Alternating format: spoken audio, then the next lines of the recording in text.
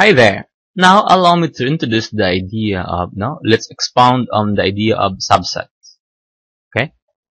Now, allow me to give like set X be equal to, well, the set nga ang iyang elements kay A, 2, and C. So meaning, use the roster method of writing set X. Ang iyang mga elements kay A, 2, and C. So iyang cardinality is 3, meaning tulo ka buok iyahang elements.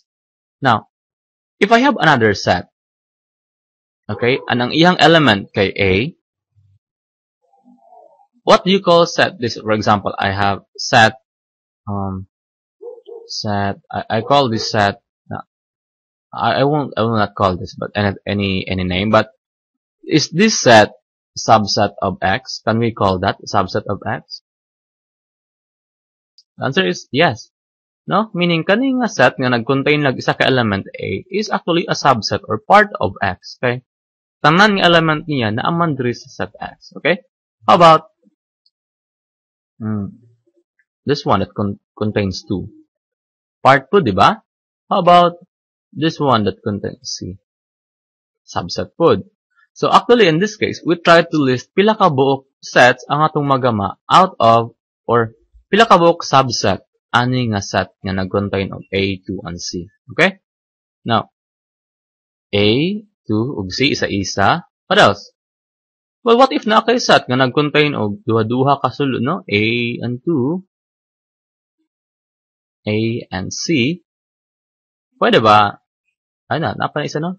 2. Nag-contain siya 2 and C. Dili pwede nga napakailain, no? Napakailain, for example.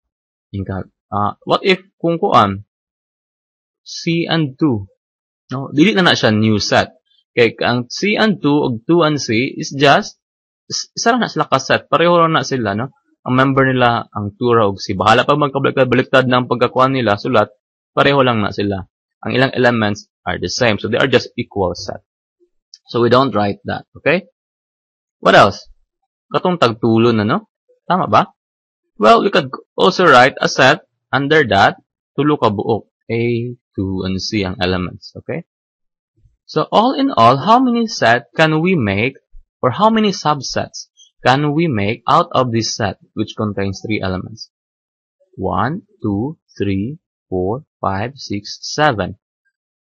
Kani siya is what we call improper subset. Nga naman, equal lang gina sila actually, no? But that is still called a subset.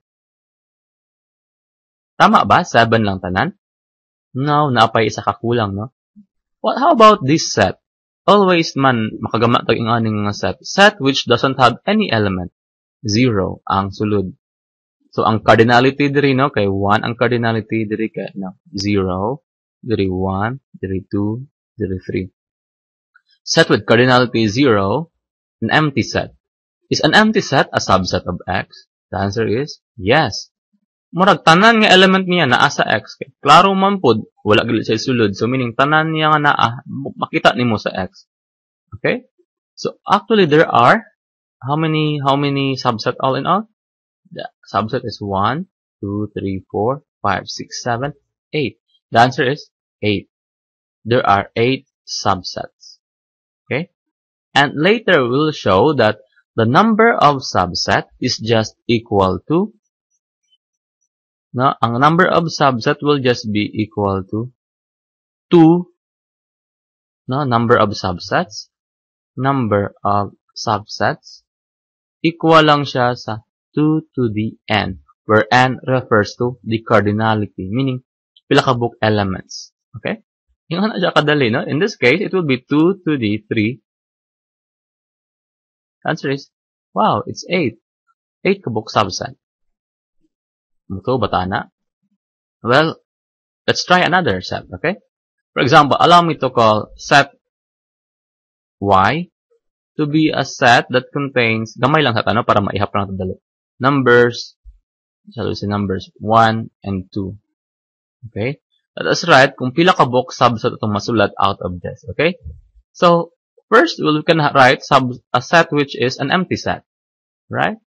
You could also write a set that contains only one element. Number 1 o 2 lang. You could also write a set that contains 2 ka element. 1 and 2.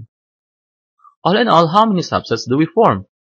So 1, 2, 3, 4. Naka-form tayo 4 subsets. And does it follow na as a formula, no? 2 number of subset is just equal to 2 to the n. Pila man ang n ani? Pila man kabuk elements?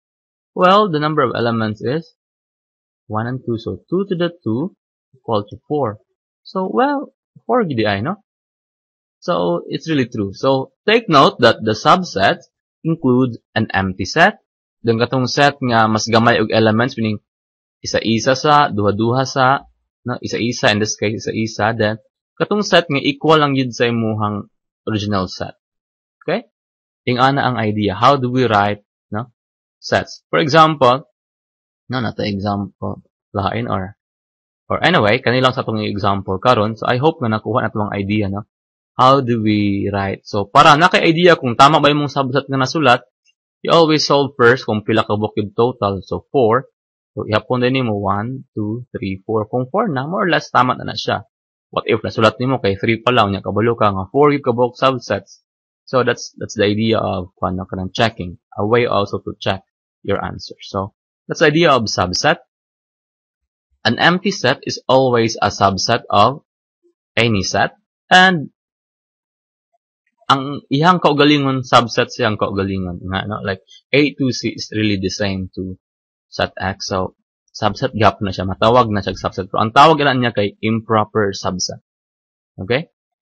Kani, ang tawag nila, kani, proper, meaning, these are really sub, meaning, under sa set X.